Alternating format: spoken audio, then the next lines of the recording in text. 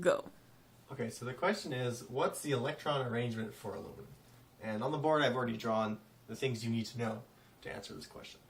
One, we need to know the atomic number of aluminum. Particularly, to figure out the electron arrangement, we need to know how many electrons the thing we're looking at has. In this case, they're implying that it's elemental aluminum, so the atomic number, which is the number of protons, and the number of electrons are the same. And aluminum has an atomic number of 13. Alright, so we know that. Now we need to know a little bit about electron arrangements.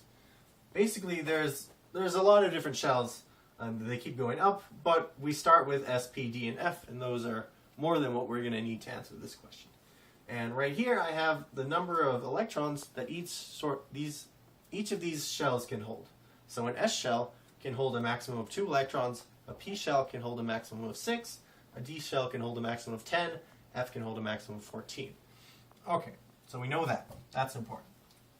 And last but not least, we have this, which is a strange looking diagram, which you're going to have to be able to draw it yourself. And these lines represent the order in which you fill the shells up. So we start here, so we start filling up the 1s shell, and then we go down to the 2s shell, since there's no green line until it goes somewhere. Then we go to the 2p shell, then the 3s shell, and then the 3p shell, and then the 4s shell, and then the 3d shell. Okay, we're not going to actually get there on the aluminum, but that's how you would do it. Okay, so all we have to do is follow this chart, filling up the maximum amount of electrons until we get to the last shell, so that their sum is equal to 13.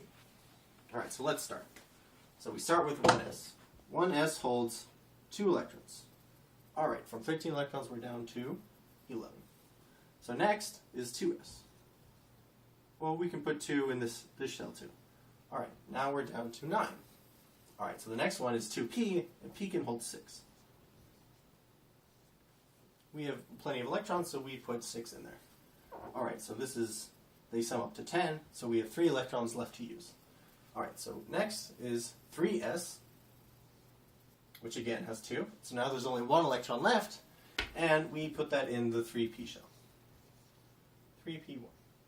So this is the electron arrangement of aluminum.